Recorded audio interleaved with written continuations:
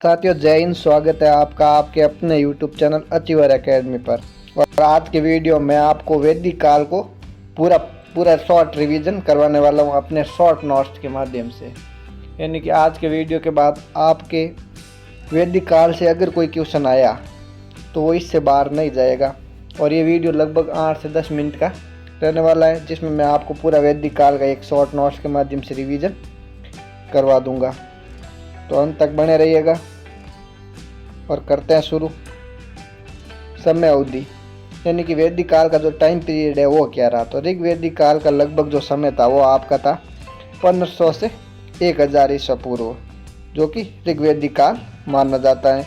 उसके बाद उत्तर वैदिक काल, तो वो समय आपका है 1000 से 600 ईसा पूर्व तक का जो काल है वो आपका उत्तर वैदिक काल कहलाता है। यानी वैदिक काल को दो भागों में बांटा गया है, एक ऋग्वैदिक काल और एक उत्तर वैदिक काल।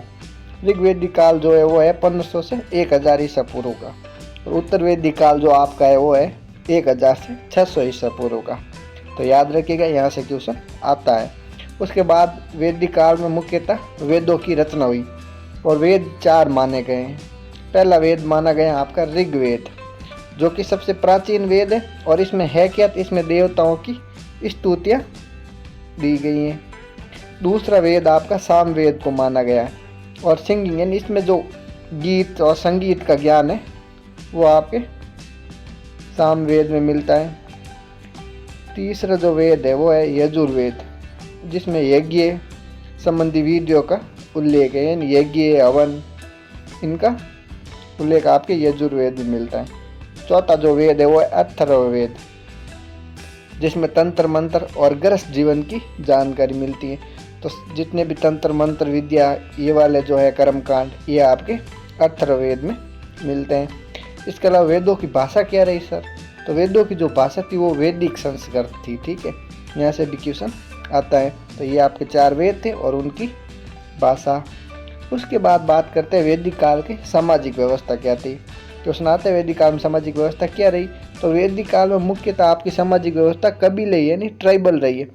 मतलब कि वैदिक काल में कोई फिक्स गांव वगैरह इस तरह का आपका वर्णन नहीं मिलता। मतलब लोग कबीलों में रहते थे, मतलब कई सारे लोग इकट्ठा होकर एक कबीला बनाते थे और उनमें रहते थे।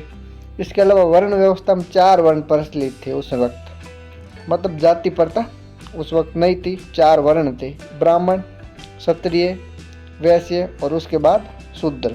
और इनका ये भी कर्म आधारित थे, यानी कि इनमें भी जो जिसका काम करता उसके अनुसार उसका वर्ग होता।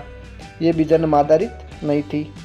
इसके बाद पितृसत्तात्मक समाज था, यानी कि समाज में वर्तमान के परिप्रेक्ष्य के अनुसार जैसा कि अभी है वही पितृसत्तात्मक, यानी कि संपत्ति पर जो अधिकार था वो पिता का था।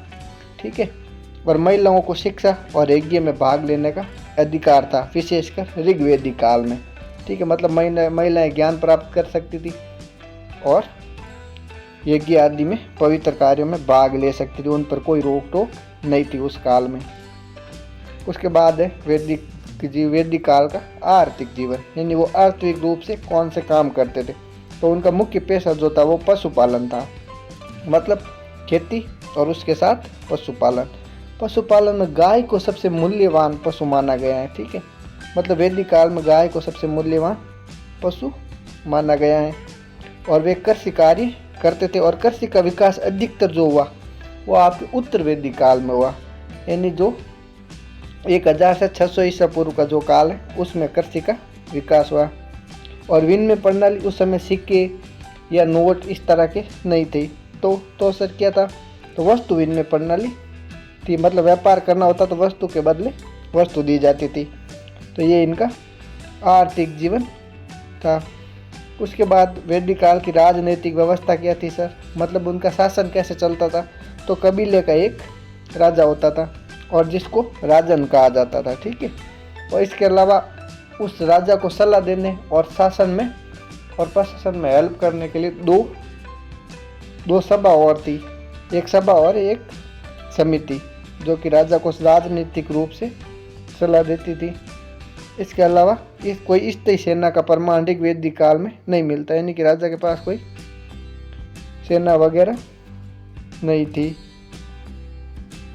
इसके बाद धार्मिक जीवन की बात करते हैं। तो धार्मिक जीवन में मुख्यतः जो मुख्य देवता थे वो थे इंद्र, और इंद्र को युद्ध और वर्षा का देवता माना जाता है, यानी कि युद्ध यानी लड़ाई वगैरह का, और वर्षात यानी बरसात का देवता आपको इंद्र को माना गया है।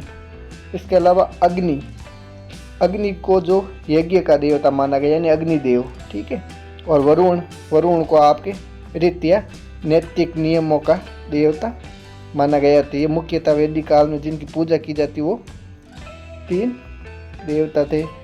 इनके अलावा यज्ञों का उस समय विशेष महत्व था, और मूर्ति पूजा का प्रमाण वैदिक काल में आपको नहीं मिलता है, ठीक है। उसके बाद उनका शिक्षा एवं साहित्य।